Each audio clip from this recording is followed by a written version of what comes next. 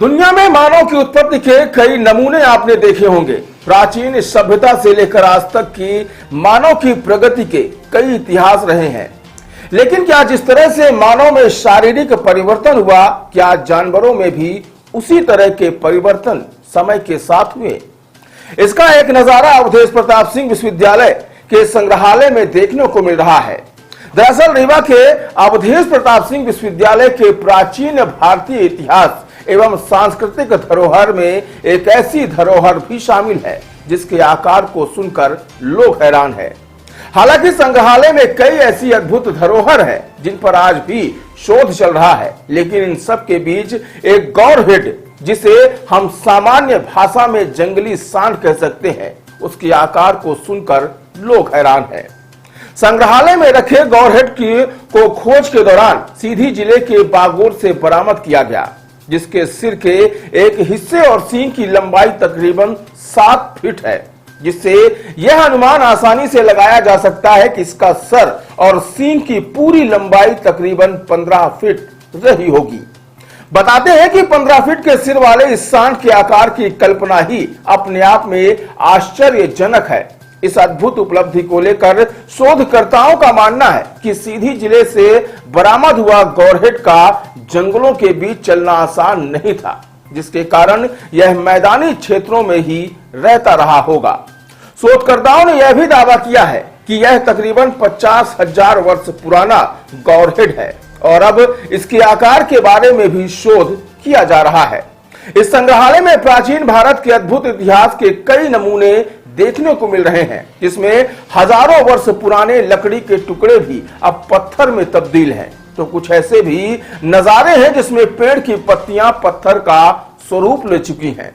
बता दें कि मानव के प्राचीन सभ्यता में किस तरह के संसाधन का इस्तेमाल किया जाता था, इसका भी नजारा संग्रहालय में देखने को मिलता है, जहां पत्थर के हथियार से लेकर पत्थर की धारदार ब्लेड और मानव मस्तिष्क प्राचीन भारत का इतिहास बताती है।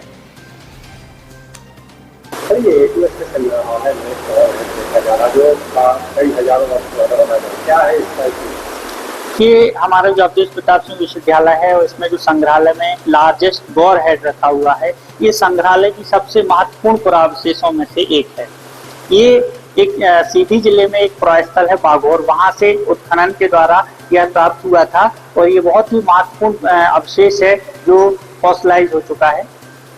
इसके सर का जो आकार है उससे इसके आकार का अवलोकन किया जा सकता है, कितना बड़ा होगा? अब पर्टिकुलर तो इसका हम आकार और वेट नहीं बता सकते हैं, किंतु इसका जो हमें अवशेष मिला है उसमें उसका हेड और एक साइड का जो सींग है उसकी जो लेंथ है वो 7-8 फीट है। तो एक साइड का ये है और दूसरी तरफ का भी अगर हम मिलाएंगे तो उसका हेड और सींग मिला के लगभग 15 फीट का उसका हाइट जा रहा है सिर का। तो उसके आधार पे हम ये देख सकते हैं कि इसका जो साइज है वो बहुत ही बृहद रहा होगा। इसका जो आपने जांच करवाई होगी, कितने हजार लग रहा है? इसकी एक अनुमानित तिथि है जो लगभग 50,000 ईसा पूर्व मानी जाती है। तो उस ये जो इसकी डेट है वो 50,000 ईसा पूर्व है। तो क्या माना जा सकता है कि इसमें जानवर जंगल में रह पाते?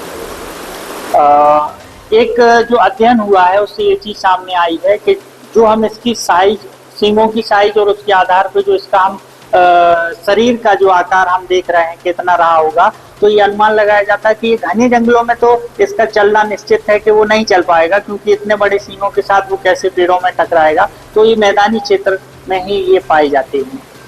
तो इससे अनुमान लगेगा कि विंध्य क्षेत्र जो है यहाँ पर इस प्रकार के भी कुछ क्षेत्र रहे होंगे। इस तरह के क्या जी, हमारे संग्रहालय में और भी फॉसिल्स रखे हुए हैं जो अन्य जानवरों के हैं और जो उसके विषय विशेषज्ञ हैं उस पर उनका रिसर्च चल रहा है।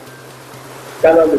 मैं डॉक्टर गोविंद सिंह दागी, सहायक प्राध्यापक, प्राचीन भारतीय इतिहास, संस्कृति और पुरातत्व विभाग, अवधेश प्रताप सिंह विश्वविद्यालय रीवा।